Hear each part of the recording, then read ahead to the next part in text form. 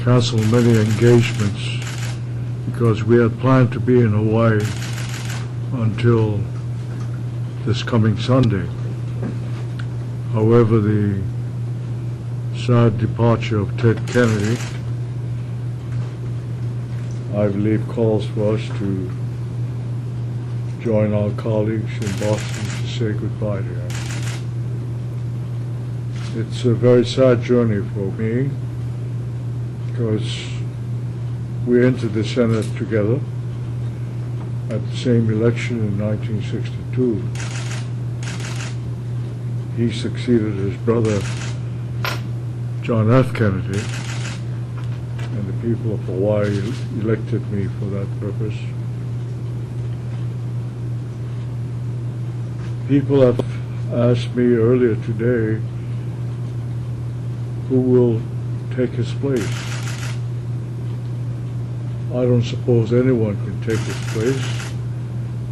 However, at the same time, no person is indispensable, and I'm certain we'll try our best to carry on the mission that he had started in the health reform area.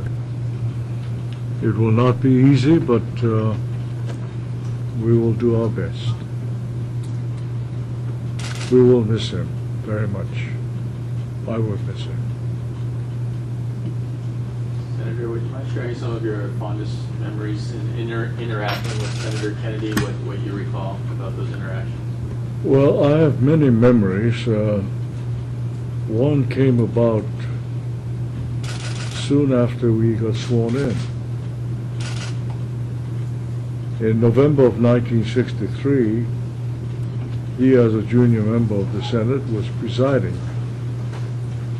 And while he was presiding, I happened to be at the wire service box watching the development of news, and all of a sudden there was a flash from Dallas. And that flash from Dallas was on the assassination of John F. Kennedy. And I knew that Ted Kennedy was presiding, so I quietly went into the chamber, went up to his place, and I said, I think you better get out and see the wire services. And I assumed the chair for him. It must have been a shocking experience for him, but that was as close as one can get to a person. All other activities were activities of collaboration and on health. I'm not on the health committee, but for example, he would always suggest that we use the defense budget to assist in health programs. This may sound strange, but the breast cancer program is a earmark. It started as a earmark in the defense bill. And as we all know, women who join the military have a physical first, and we assume that they're clear of all problems of that nature. But if it weren't for that appropriations in the defense budget, the research for breast cancer would be far behind today. So that's the type of collaboration we did. Senator, what kind of political or life lessons did you learn from Senator Kennedy? What kind of political or life lessons did you learn from Senator Kennedy? Well, he had one virtue, I call that, because most people don't. He was an ultra-optimist. Even after the tragic Chappaquiddick, and some were suggesting that he leave, but most of us suggested that he should hang on. He came through with that, with optimism, and even after his brother's death, Robert Kennedy, it must have been a strange tragedy for him to lose two brothers. But he came through optimistically and carried on his work. He was never dissuaded from doing activities or missions, even if he lost the battle. Now, the health battle has been an ongoing one for decades now, and this in many ways was supposed to be the high point in his mission for providing health to all the people of the United States. Do you think that Democrats will now use his memory to push through President Obama's health care reform plans? Well, I'm certain some will, yes. It seems an obvious thing. How will the health care proposals now that are being advanced by the Democrats in the House and Senate, how will they fare now without Kennedy there? Well, I cannot predict that because I have no idea how touched members were of the passing of Ted, but I'm certain most, if not all, Democrats are very aware of the role he played. Even on his deathbed, he used to call his committee and call members to urge them to make certain moves and changes. So he was always on top of it. Do you remember the last time you spoke with him? Do you remember the last time you spoke with him?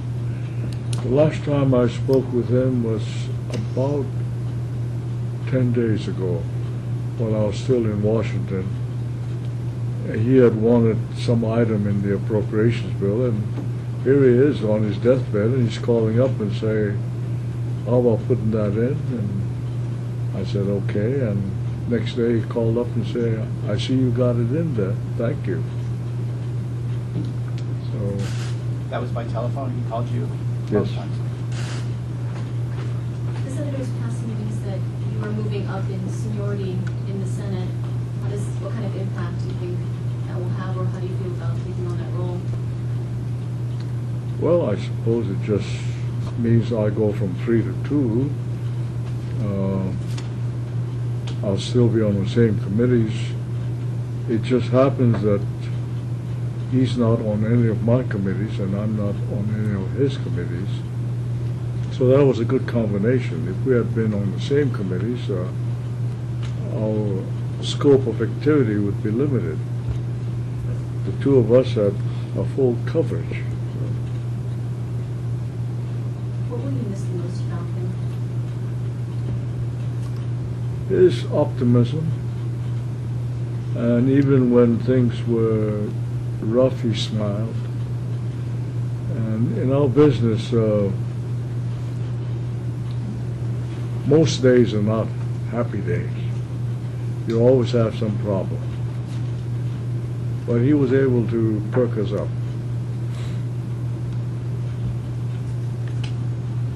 What were if you can say, what were the differences in your political philosophy or thinking as compared to his?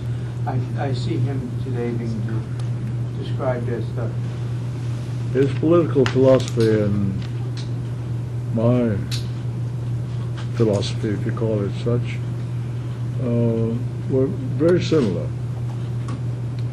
When it comes to a matter of human rights, I think we were together 100%.